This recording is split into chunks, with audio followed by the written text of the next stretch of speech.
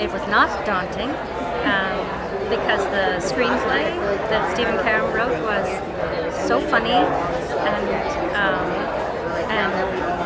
quick-witted, and the cast that Michael assembled was so stellar. And I think everybody jumped into it in a kind of a summer camp kind of way, and so it wasn't daunting. It's really accessible, and I can't stress enough how funny it is. Wonderful. Like we were in summer camp, we were in one location in upstate New York on an estate that was breathtaking and also crumbling.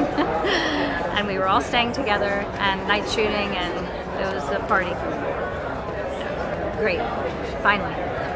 Great.